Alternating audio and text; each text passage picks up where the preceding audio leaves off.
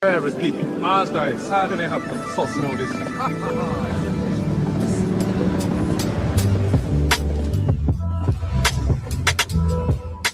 The Spirit itself beareth witness with our spirit that we are the children of God.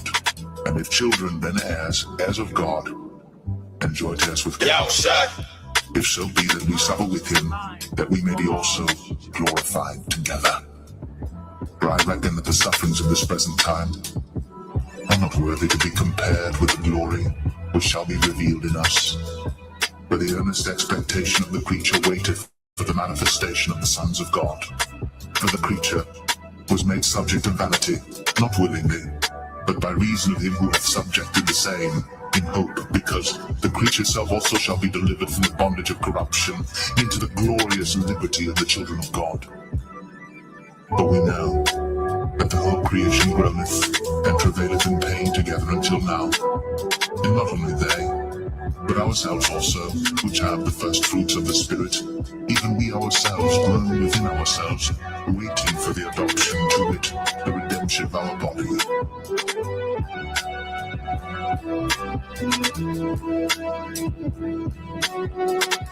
I will declare the decree.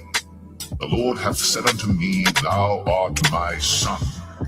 This day have I begotten thee. Ask of me, and I shall give thee the heathen for thine inheritance, and the uttermost parts of the earth for thy possession. Thou shalt break them with a rod of iron. Thou shalt dash them in pieces like a potter's vessel. Be wise now, therefore, O ye kings. Be instructed, ye judges of the earth.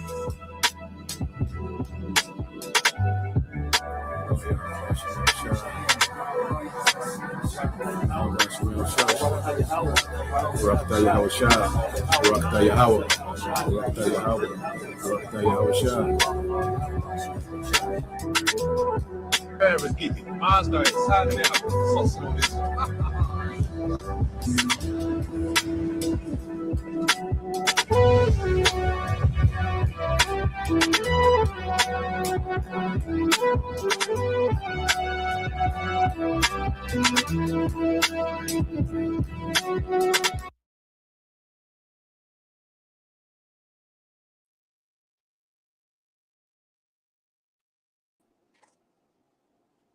You guys are cool. All right. And first and foremost, let me give y'all praises and glory to Yahweh, Bahashem, Yahushua, Bahashem, Bakakodash, and double to the Apostle Edison GMS. And citation to your brother push word truth, and sincere four corners. BGMS Mississippi Camp. I'm letting the brother go and take over. All right. So what we want to get into, with this lesson, this weekly lesson, is vengeance is mine, I will repay. And it's putting emphasis, all right, on the precept in the book of Revelation, chapter 13, verses 9 and 10, which is a precept, especially, a few years back, used to come out often, but as we're getting close, to the actual transition from the rulership of Esau, all right, to the rulership of Jacob, well, this prophecy is going to come to pass, okay? And we're getting ready to go through an actual transition of empires, okay, to where it's going to be a new family of rulers in the earth, which are the Israelites, are the elect of Israel under Yahushua, okay? And through this rulership, well, these heathens will be subjugated to the throne of David. They will become slaves and subjugated to the authority of Yahweh Bashim Yahushua. You see? So what we're going through now is a major transition in the earth, and everything that Esau even is doing, is to try to keep himself in power, okay? But the Lord got it set up through prophecy where everything he's doing to keep himself in power is really removing him from power, man. And we have to remember, Esau, he's on trial. His rulership is on trial. And that's why the scriptures say there will be an inquisition made in these last days, okay, about Esau Edom. As he's been revealed, to be Esau, he's been revealed to be the wicked, all right, the devil that the Bible speaks of. He comes in the spirit of Satan. He's the nation that the Lord hates. So as all these things are being brought out to the forefront and presented to the world, well, we got to go into the evidence because this is a court setting, and Esau was guilty. So we're just continually coming, with this evidence, all right, on this devil, man. So let's get that in Revelation 13, 9 and 10. And we got a couple videos we want to get into as well. What you got, bro?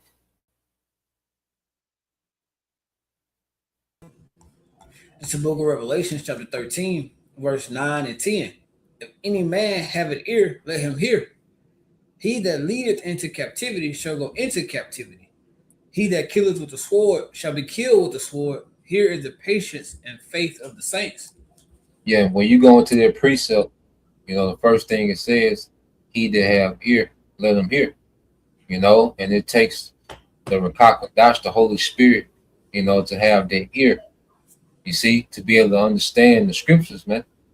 Okay? And as we understand the scriptures, we know, all right, that there's a vengeance that's getting ready to play out in the earth, man. He that leads in captivity shall go into captivity. He that killeth with the sword must be killed with the sword. Okay? And that's speaking of no other than Esau Edom. But you have to have that ear, that Holy Spirit to understand these things, man. You see? And that's part of the good news of the gospel. That's why we don't got to protest. We ain't got to march. Okay? We ain't got to cry about, Esau doing right by us. No, we know the Lord finna bring this to pass. The Lord finna put this devil in captivity, all right, under Israel, man. You see? So we don't have to, try to get a prison reform bill, or the changes in certain laws to get loans for black businesses. No, we're not interested in that, man. We know according to the scriptures, part of the vengeance of the Lord is to put these people in captivity that put us in captivity, man. But you got it, bro. You get that in Job 4 and 8, and then Ecclesiastes 3 and 15. And we'll go ahead and the video. Come, this is the book of Job, chapter 4 and verse 8. Even as I have seen, they that plow iniquity and sow wickedness reap the same. Yeah, so Esau is going to reap everything that he's put out within his rulership. And you look how this man did us as a people. It was a very unjust, all right, captivity, man.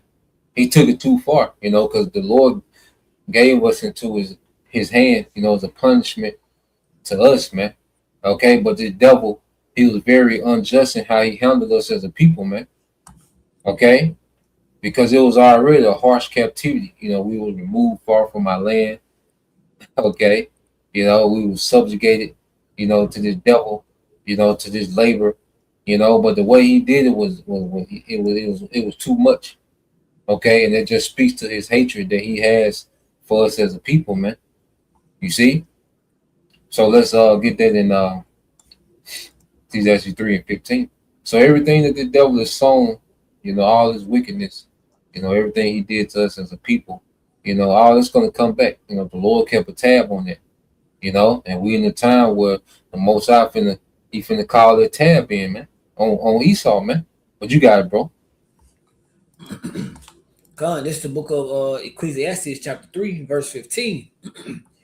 that which hath been is now, and that which is to be hath already been, and the Most High requireth that which is past. Yeah, and then you look at it, one of these Edomites, their biggest argument, well, I didn't own slaves, I wasn't back then. Okay, no, you or your forefathers coming back. Because you best believe those devils, they were doing all this wickedness, doing chattel slavery, during the late 1500s, 1600s, 1700s, 1800s. You best believe these devils are back, man, for judgment. It would make sense that the Lord would recycle those spirits right back for judgment in this time, man. So everything that we're seeing and playing out, the Lord has brought everything full circle, man.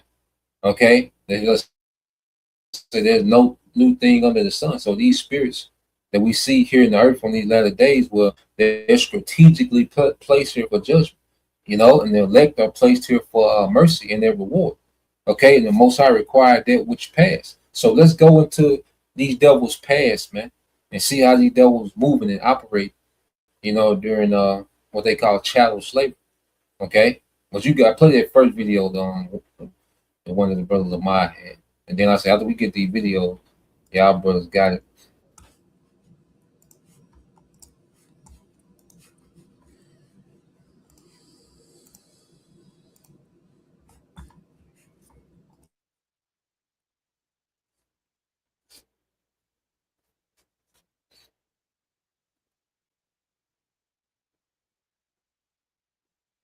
Welcome to the History and Focus channel. Be sure to subscribe so you don't miss more Is it videos. pulling?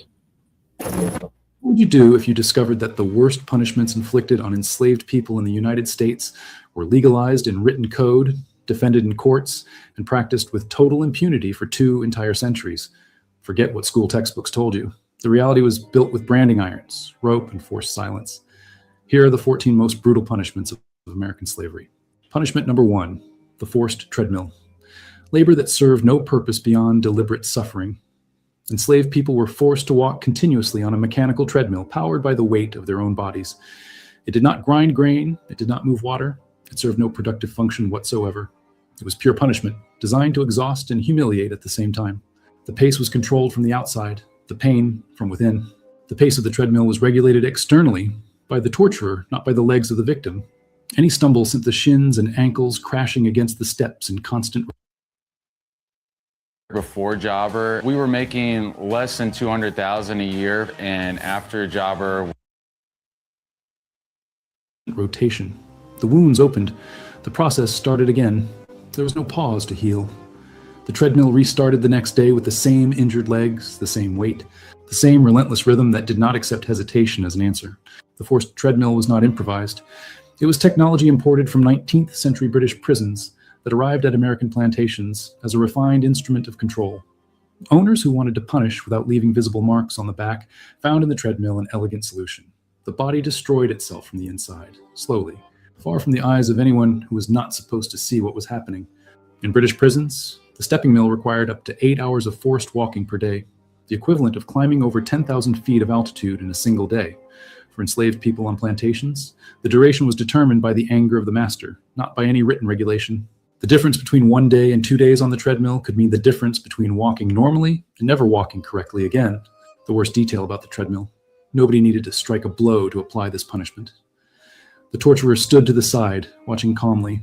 The enslaved person's own body performed the work of destruction, hour after hour, until the legs simply would not obey anymore. That was the most calculated cruelty of all. It turned the victim into their own executioner. The system could not have been more efficient. Punishment number 2, the iron contraptions. An industry built specifically to torture human beings. Blacksmiths on plantations and manufacturers in the North developed a complete catalog of devices designed to cause pain without killing, at least not immediately. The creativity invested in these devices was inversely proportional to the humanity of those who ordered and promptly paid for them. Spiked collars were among the most common devices in the American South. An iron ring with inward-facing spikes fastened around the neck, not tight enough to suffocate, but positioned to prevent any comfortable rest. The enslaved person could not lie down without the spikes piercing the skin. Weeks wearing one of these guaranteed sleepless nights and raw flesh below the jawline. There were also forced posture structures, wooden and iron frames that locked the body at painful angles for hours or consecutive days. The wrists could be fixed above the head, the knees bent and tied, the ankles secured to stakes in the ground. Doctors of the era documented permanent joint damage after prolonged periods. This was not negligence. It was the stated objective. Excessive weight shackles completed the available arsenal. Chains with iron balls weighing between 9 and 18 pounds were fastened to the ankles of enslaved people who had attempted to flee. The weight turned every step into an additional and continuous punishment. Normal work continued, picking cotton, cutting cane, with the iron dragging along the ground. The cruelty was in the detail. Life did not stop. 19th century records describe devices that progressively compressed the fingers. Gradual tightening screws used as improvised interrogation on plantations. Others cut off circulation at the wrists for hours. Surgeons hired by the plantations documented amputations that became necessary after prolonged use. The owner rarely faced consequences for the result. The enslaved person survived mutilated, when they survived at all. The market for punishment instruments operated openly and without shame.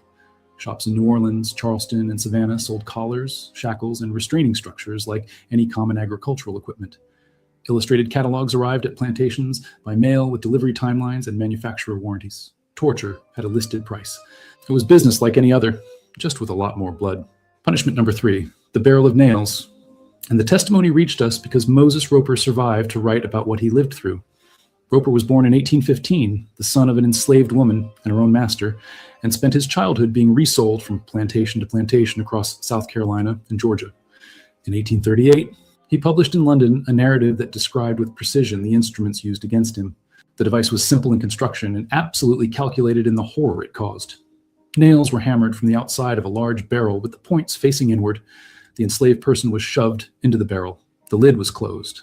Then the barrel was rolled downhill while the nails pierced the skin with every full rotation. The speed controlled the intensity. The slope controlled the duration. What made this punishment particularly brutal was not just the pain, it was the audience forced to watch. Moses Roper described how the owner gathered other enslaved people to witness the ordeal. The message was explicit. Anyone could be next. The audience did not choose to be there, but carried the weight of what they had seen. The torture did not end when the barrel stopped. It continued in the nightmares of everyone. No doctor was called after the barrel. The puncture wounds were treated with salt to disinfect, they said, but the real effect was to prolong the agony for additional days. Roper described weeks of recovery after a single session. In the intervals, the work did not stop. The plantation did not wait.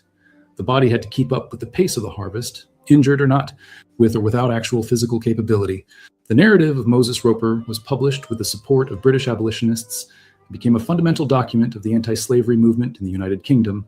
He described at least 5 methods of torture suffered on different plantations in the American South. Each account was accompanied by a note from the editors, verified and confirmed by witnesses present. The cruelty had a record. The impunity did too.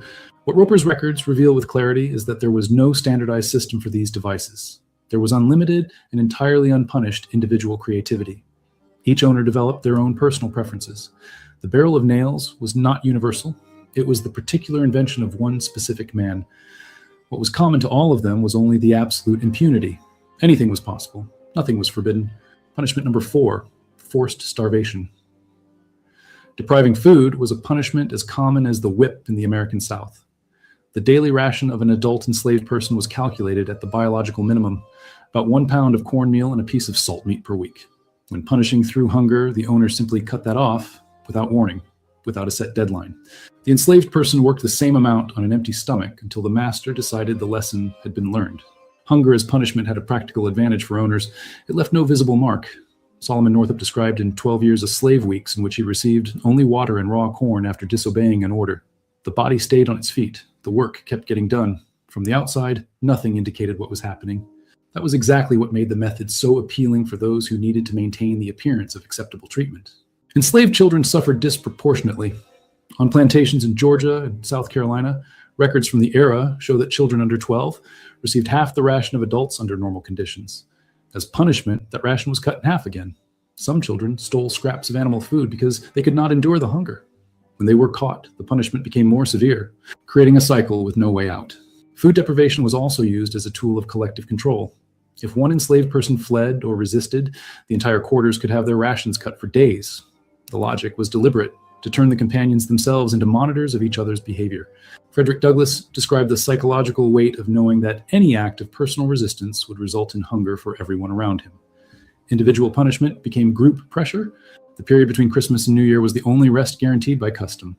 Owners distributed extra food on those days as a gesture of control, not generosity.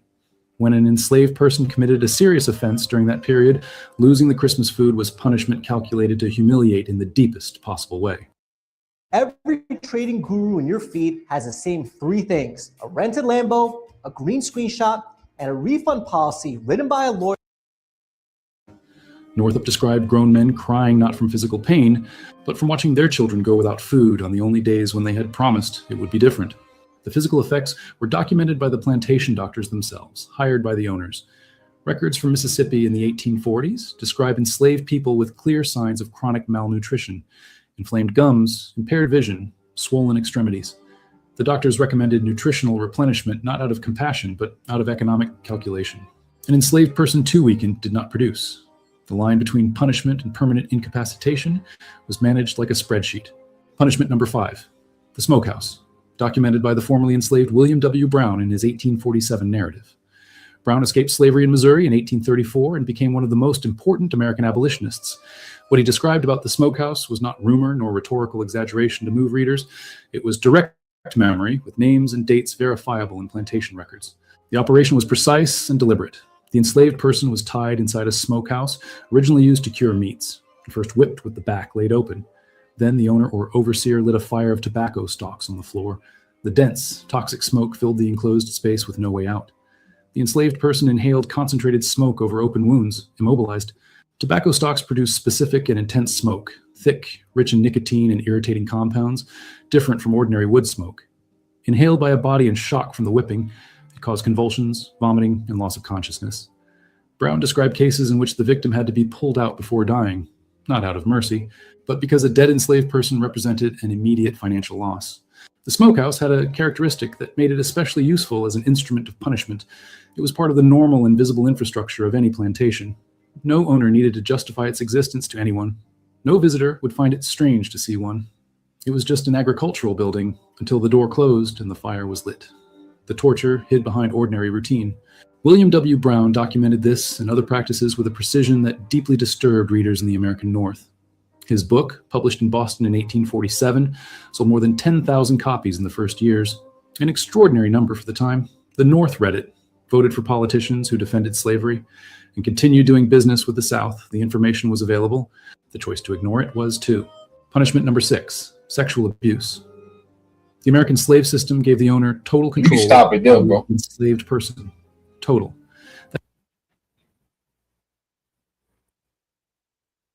And if you don't mind, bro, go ahead and put the link. Put that link to the video in the chat box. Shop. But y'all brothers got it. But you just see, you just see, then there's just a few things, and even this video, it's like another, 18, 20 minutes, of just more, torture tactics of the devil, So, y'all brothers, a few sisters can watch the rest of that, if y'all interested in that. But yeah, whatever y'all brothers got. Yeah, I got one real quick, bro. Whatever brothers got some. Isaiah 14. Oh, you got it, bro.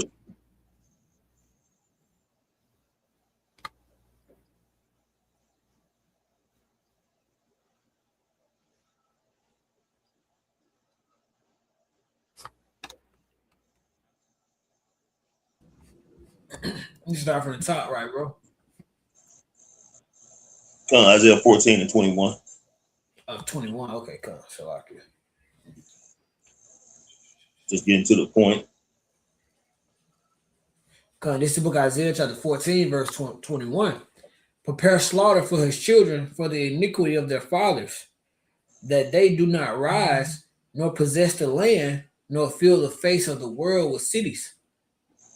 Right. Because the elder had mentioned earlier how these devils try to say, well, we didn't own slaves. We didn't have nothing to do with it. Well, the scripture says different, man. It says prepare slaughter for his children and for the iniquity of their fathers. So these are the same people who were doing these horrendous acts back then, man, who has come back in reincarnation, man. They are their children. That's why the Lord said prepare slaughter for them, because they have to answer for the crimes they have done against the Israelites, man. The Lord said, he was but a little displeased, but these devils further the affliction, man. And all those aspects were really fucked up. But it's something about that barrel, man, that did something to me, man. That is, man, you are a completely evil motherfucker, man, to even just think of shit like that. To do to a person, man. But, at the end of the day, the things we're going to do to them are going to be worse, man. And it's going to be in a righteous way. It's not going to be no wickedness. But, these devils are going to get their fair share, man. They have earned it. The things they have done, they have completely earned the thing that's coming to them, man. The judgment that they're going to receive, man. So for those Edomites, so-called white people, self-proclaimed white people who think that they're exempt because they don't feel like they had nothing to do with it because it was their ancestors, well, that's you coming back, man. So that blood is still upon you. That's all I got, bro. Come on, bro. Any other brother had something? I got one. just to back the brother up. Obadiah 1 and 15. Get in the NLT, Baba Kashar. Yeah, because he even said what the even when the doctors came, the malnutrition children, the malnourished children, hey, they had to have some type of medical help. Not just because they needed it. Well, it was like, you know, they were considered a loss of money, you know. So yeah, this devil. Hey, if it was anything that was seemed like any type of mercy, now it wasn't at the leisure for, you know, any type of sorrow or, you know, type of love, of course, but it was to the point that they'll lose out on certain, they'll lose out on money, like commodity. So yeah, Baba Gashai, get that in the NLT.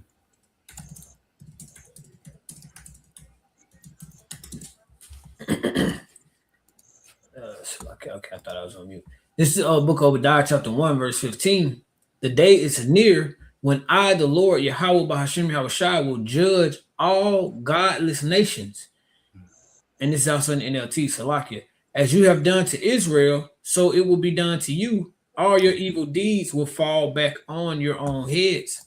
You're backing up that the Revelation also, you know, how they're gonna go into captivity. The Lord is not pleased with these heathens, man. You know, what they've done to us.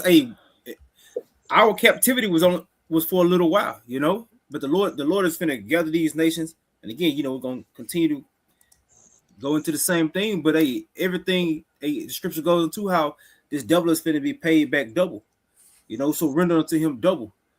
The things, the timing, you know, because we've been in captivity about 500 years under this damn devil, man. You know, just here in this revised kingdom.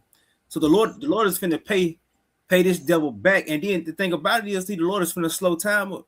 So this finna be a slow captivity, a slow punishment for this devil, man. You know, and again, yeah, that wicked, the fact that you can come up with certain devices of torture, man. You know, yeah, man, the Lord finna pay these devils back, and then that's why how they finna be handled. It's only gonna be just. Mm-hmm. I got a precept to back you up for what you said, bro. You got it, bro. Cause you said when they came to the malnourished children, he didn't do it because he wanted to. He only did it because it was a you know, he was losing assets or losing money, you know. So I'm gonna go ahead and read the precept. This is the book of Sirach, or Ecclesiastes chapter 14, verse 7. If he do it good, he do it unwillingly, and at the last he will declare his wickedness. So if Esau does anything good, he's not doing it, you know, intentionally because it's a good thing to do. You know, either the devil do it mistakenly, or he's doing it for his own benefit. You know, it's not something he's doing, like you said, because out of love or the kindness of his heart. You know, his heart is full of wickedness. And, you know, the devil always declares, you know, that there's many stories on how Esau will wait until his deathbed to declare, like, to say, you know, all the wickedness that he's done, and, you know, and all of that, thinking that, you know, he's gonna have some type of what's the word I'm looking for? Leniency from Yahweh Shema Shai, when, you know, that's not how that goes.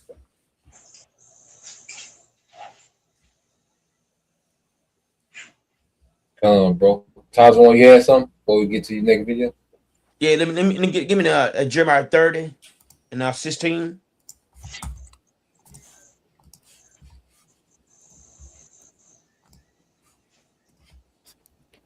Yeah, I had that one ready for you. This is Jeremiah chapter 30, verse 16. It says, let me get it. You want NLT or KJV? I know you like the NLT, bro. Which one you want? It don't matter. Come get that KJV. This is Jeremiah chapter 30 and verse 16. Therefore, all they that devour thee shall be devoured. All thine adversaries, every one of them, shall go into captivity, and they that spoil thee shall be a spoil, and all they that prey upon thee will I give for a prey. I can like the brother Preacher Lamar said, man, you know, that wheelbarrow, that man, I look at that wheelbarrow, that pissed me off too though. To come up with some shit like that. Now who the fuck would think up some shit like that though? That's how evil these people are, man. But guess what? Esau going to captivity, and he gonna have his partners that he made a deal with. They gonna go in captivity too though. So Esau gonna get exactly what he deserved, man. But that's like you say, bro. That pissed me off too. Push him on a wheelbarrow and roll him down the hill, and you get with them nails, man. That's an evil ass dude, man.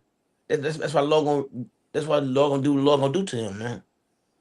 It can be justice. It can be fair to us keep Esau teeth down his throat. All right, but that's all I got, bro. Come, bro. So we're gonna get these next two quick videos, you know, and then I know brothers got on the comment board we'll get as well. And we start getting these last few scriptures. But yeah, man, this devil. And then it shows you that it was just pure hatred because he didn't even care that he was losing money, that he was destroying assets, he was wasting labor. Especially with that first one we had Jake walking on that wheel, you know, like like he said, Jake, they could have been grinding corn, they could have been doing some type of labor, but he was doing it just out of spite, you know, just for punishment, you know. But that could have been a way he could have used that, you know, for labor. So Esau with him, it went beyond just, you know, money. You know, it was beyond money. It was a deep hatred that he had for the people that he had in captivity, man. You know, and he just took things too far. You know, but yeah, you got it, bro. You play it, whatever video, one of the videos you got, we'll play them back to back. And if I may, like you say, he took it too far. You know, I got another video going into that. Esau was book breaking. You know, I know we probably not get a chance to play that one, so I'm gonna put it in the chat if that's okay. Yeah, you'll put that in the chat. Just play them next two, and then we'll come. Between 1830 and 1850, approximately 100,000 Native Americans were forced to abandon their ancestral homelands in the southeastern United States and relocate to Indian Territory in present-day Oklahoma. The relocation, known as the Trail of Tears, was a result of the Indian Removal Act of 1830, signed into law by President Andrew Jackson. The Cherokee Nation challenged the act in court, but their efforts were unsuccessful. As a result, the Cherokee and other tribes were forcibly removed from their homes and marched westward on foot, with thousands dying from disease, hunger, and exposure along the way. The Trail of Tears was a devastating and tragic event in American history, forever altering the lives of Native American tribes and their descendants. Today, it serves as a reminder of the destructive effects of forced assimilation on indigenous people. Attention retirees, if you're willing to be at your computer from 9 a.m. to 10:45 a.m.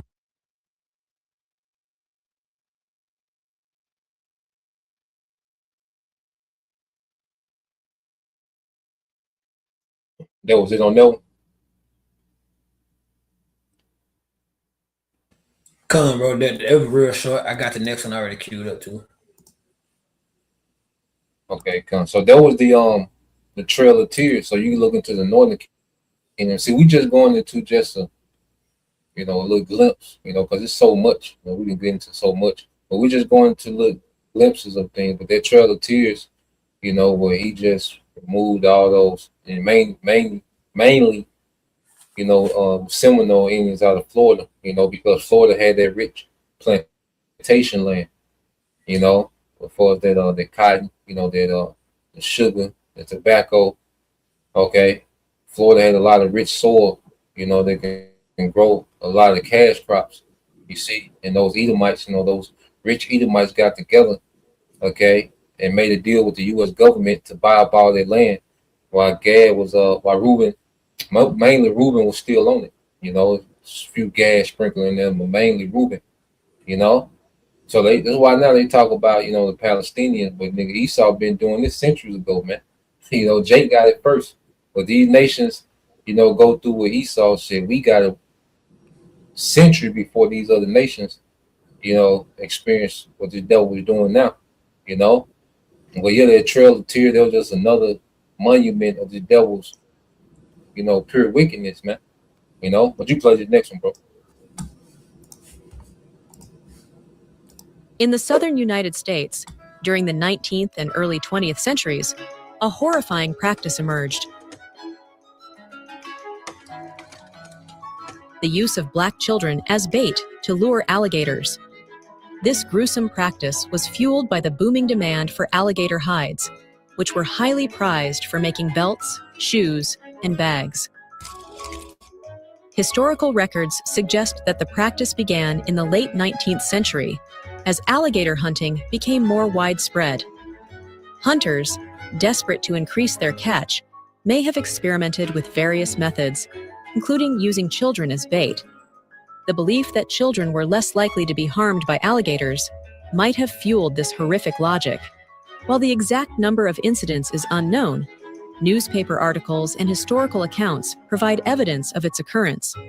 For example, the Washington Times reported in 1908 that 2 black children were used as bait to lure alligators out of their winter quarters at the New York Zoological Gardens.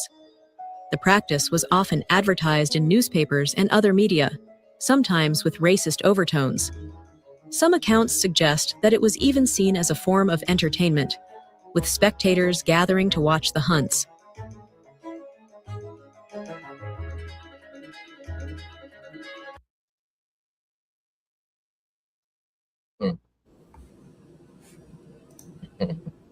Say it was sport to the devil, man. And that was just the PG-13 version, man. Esau was doing that out of spite, man. It was a way for him to, enjoy, the death of Jake's children. Because there's one thing, even going back to Herod, that's just Esau's spirit, especially going into those sons, because it was all the Jake boys he was using, for the gator bait. That's in their spirit, man. Even going back to Egypt, they did that in Egypt. You see, and what did Egypt put out a decree to kill all the Hebrew boys, man? So this just Esau's spirit, and even going back to Egypt, dealing with Ham, to control the population of Hebrew boys. So that was a way for him to, hunt for gators, for the sake of, the money from the skin. Okay, but then also a way of population control with the Hebrew boys, man. You see, so this devil has a lot that he has to pay for, because on the flip side, it shows you that the Lord was pissed with us, man. To give us to this nigga. You see, but then Esau, he got carried away with the captivity. That's why real quick, get Zechariah 1:14, and then whatever y'all brothers had. Just real quick, Zechariah 1:14.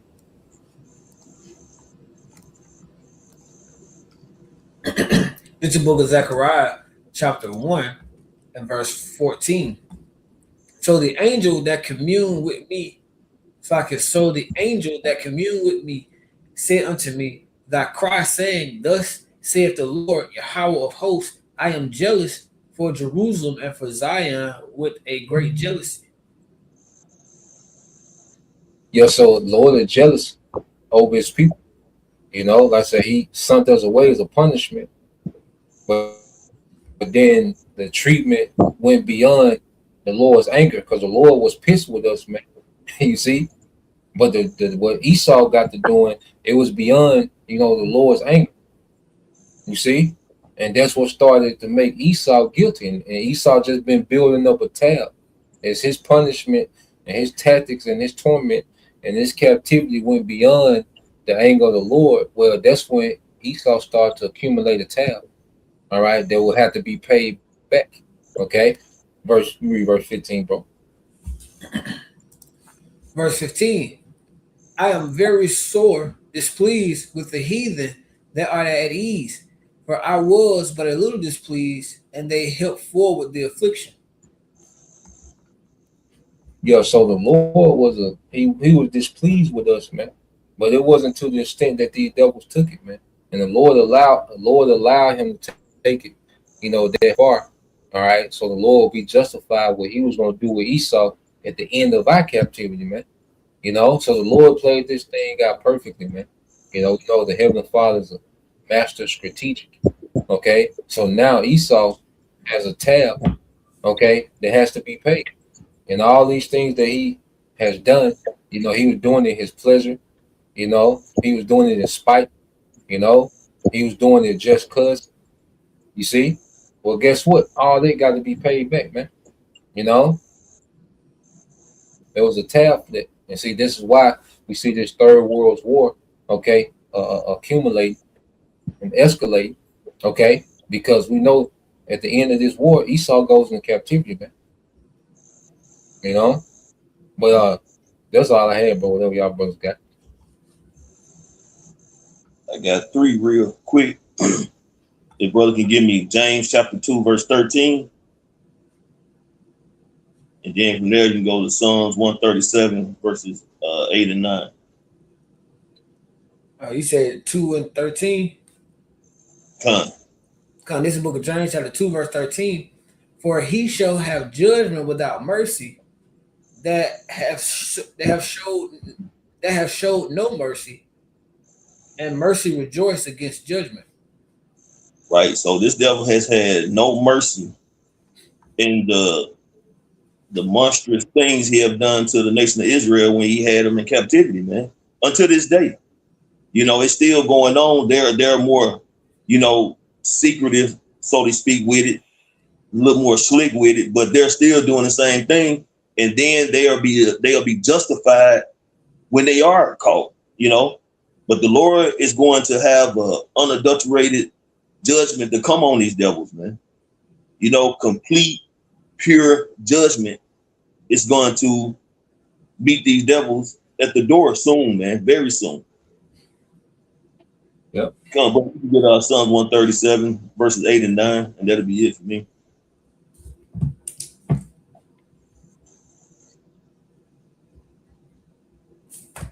You said 137? Done. Verses 8 and 9. And you can do it in the NLT too, bro.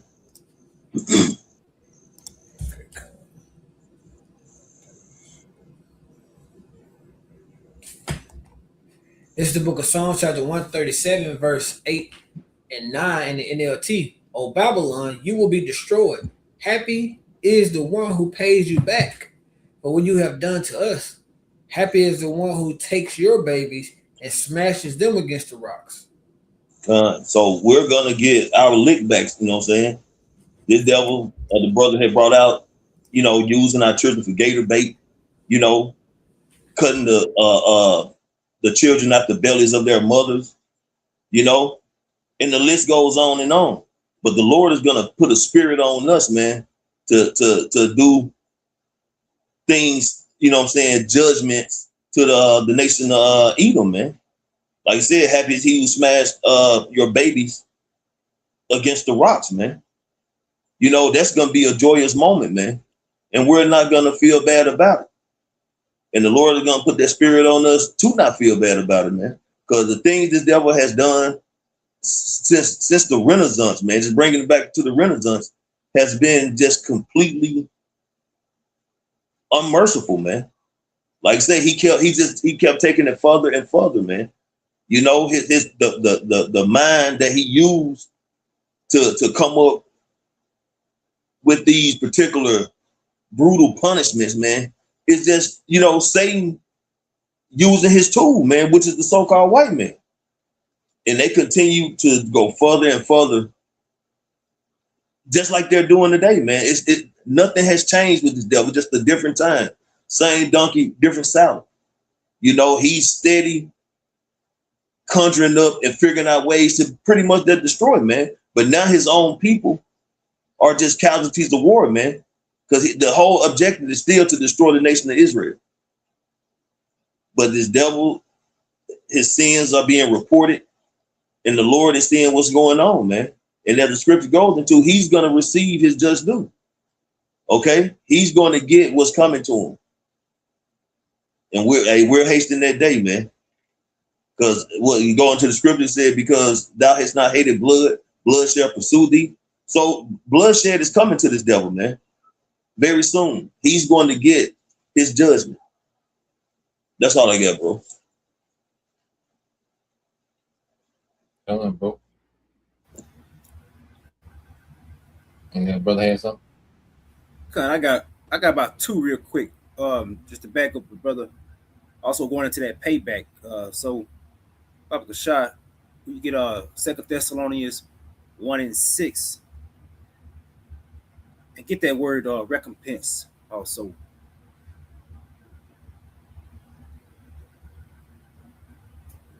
It's the book of 2 Thessalonians chapter 1, verse 6. And his justice, so I can get KJV.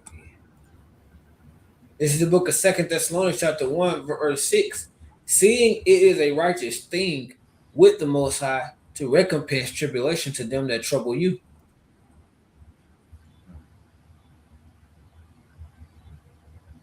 You want me to go ahead and get it, or you have something you want to say first, bro? Yeah, you got you go. Just go ahead and get that word real quick. This is that word recompense in the Greek. Strong's G 467. Antipodidomi. Antipodidomi. All right, outline of biblical usage. It says, in a good sense, to repay, to requite; in a bad sense, penalty and vengeance. Yep. So we got the repayment for everything that he's finna do. You know, that vengeance, and it's finna be a bad sense for Esau. You know, hey, because hey, how he dealt treacherously. You know, with our people, man. You know, hey, and then here it is. Hey, man, this devil, he been on us since since the birthright, which we know that the devil is this hatred. This hatred, it started in the womb, man. You know, that battle started in the womb, man.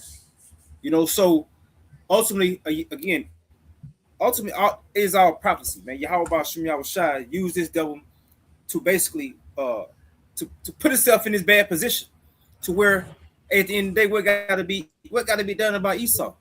That's it really ain't nothing to question, because we know the answer. What got to be done with Esau? We understand. Hey, Baba Kashai, get Obadiah real quick. Obadiah 1:18, 16, 17 and 18. Baba Kashai. There's a little bit more on that for you too, bro. If I may, it says for something received in return and to give back. And before you get Obadiah, go to Isaiah 14, Baba Kashai, and get 2 and 3.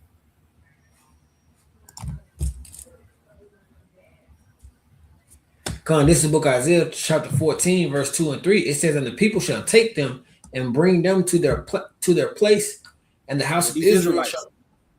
Yep. Go ahead. Now you got it. And the house of Israel shall possess them in the land of the Lord Yahweh for servants and handmaids, and they shall take them captive, whose captives they were, and they shall rule over their oppressors. Verse 3. And it shall come to pass in the day that the Lord Yahweh shall give thee rest from thy sorrow and from thy fear and from the hard bondage wherein thou was made to serve. Because the Lord finna turn that captivity, man. How about Shem Yahushua is really just finna turn the tables onto Edom and the rest of these nations. And we finna deal with these again. Finna deal with these devils, Esau, Edom, and the rest of these nations for 1,000 years of building up the kingdom, man. But Esau finna get it the worst, because at the end of all this rigorous captivity that he finna go through, which is gonna be on a whole nother level, man. Hey, get Obadiah Baba Kashai. Let's see. I think it's 17 and 18.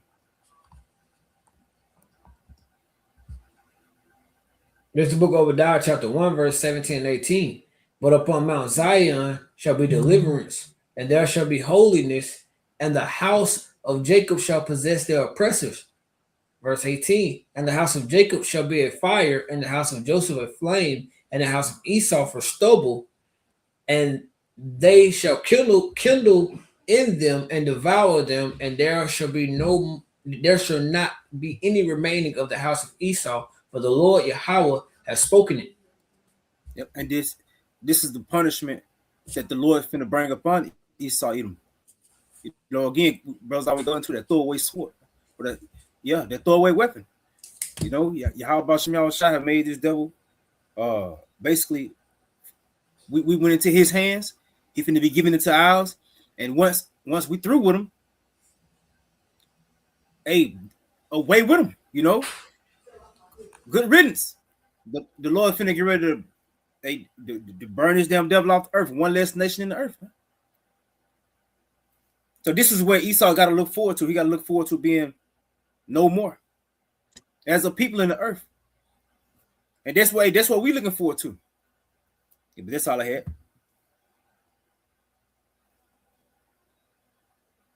Bro, Tazo, you had something to close out on?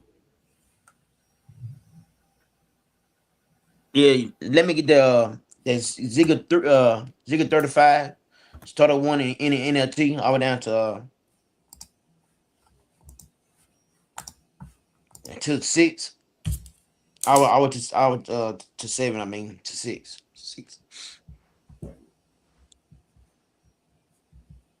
You said Ezekiel 35, 1 through 7?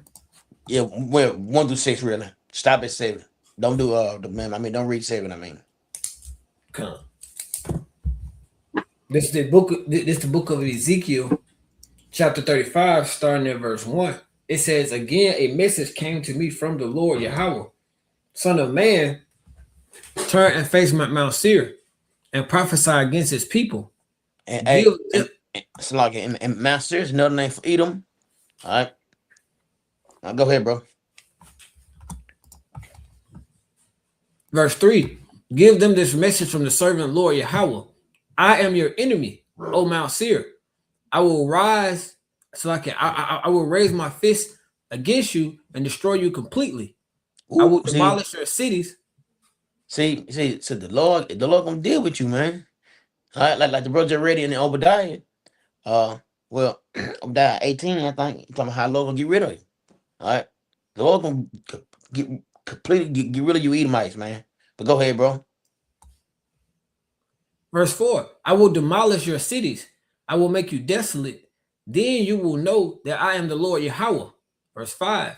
Your eternal hatred for the people of Israel led you to butcher them when they were helpless, when I had already punished them for all their sins. And like you know, we're talking about how that first video we talking about all the shit he done to us. The barrel, alligator babies. I mean, they used to put that tar on us and set it on fire. I mean, the list goes on and on. But the Lord punish us, man. But Esau kept it going on and on. He went too far, like the brother was saying. He went way too far, man. All right, but go ahead. And verse 6. As surely as I live, says the sovereign Lord Yahweh, since you show no distaste for blood, I will give you a bloodbath of your own. Your turn has come. That's right. Your time has come, Esau. You're going to get exactly what you deserve, man. Since you didn't hate blood, Lord gonna give you a bloodbath, man. And they're gonna be righteous, man. All the shit you done to me, you gonna get your ass kicked, man. All right. But that's all I got, brother, on that.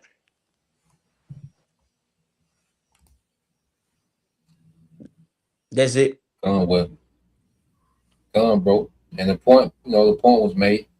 All right. We just wanted to go into these things, all right, on this lesson, because we come into that time. The Lord is bringing everything full circle. We was given into Esau's hand. We was punished. You see what this captivity did. Matter of fact, real quick, let's close on Psalms 119 and 71. Bring full circle. Because I said the devil, had us in captivity, but see, everything worked for the good for the elect. Because this captivity, you know, it taught us to appreciate righteousness, man. You know, it's teaching an elect, a remnant, to appreciate righteousness, man. You know, see, this captivity brought it refined the elect. You know, this captivity had to happen to perfect the elect, because just as Yahushua was made perfect through suffering, we had to be made perfect through suffering, man. You know, so this captivity was necessary, you know, for the elect to be refined, you know, for Esau, all right, to be found guilty of doing too much, all right, and for the Lord to punish 2/3 one more time, you know. So everything, you know, working perfectly according to the Lord's righteous will. So yeah, let's get there. In Psalms 119:71. God, this is the book of Psalms, chapter 119, verse 71. You KJV, right, bro? You read NLT. You read NLT. Okay. Switch it back. This is Psalms chapter 119, verse 71 in the NLT. It says, "My suffering was good for me, for it taught me to pay attention to your decrees." Yeah, so just as Yahushua was perfected, you know, through suffering, you know, we during this last captivity are being perfected, you know, and we're being refined. So, you know, this captivity had its purpose. All right. Like I say, the devil, you know, he played his part, you know, and then like I said, he went too far, he did too much, and there's a punishment for that on the back end for him, you know, but there's a reward for the elect. You know, and then even eventually 2/3 is going to get that last punishment. They're going to come back into a righteous kingdom, man. So the Lord had this thing figured out from the beginning. You know, everything is falling in their perfect righteous order that the Lord wanted to fall in. And then the Lord is justified and eradicating Esau as a nation, you know, getting rid of this nigga as a whole nation. So, yeah, the point is made, you know, Lord will you brothers, all right, and you few sisters edified once again, and give all praise and glory unto Yahweh, Bahashem, Yahushua, Bahashem, Kakadash, and double honors unto the apostles and the elders, your message who rule well, teach well, being great examples towards younger brothers, and peace and blessings and salutation, hopefully, shalom. Shalom. Shalom. Shalom.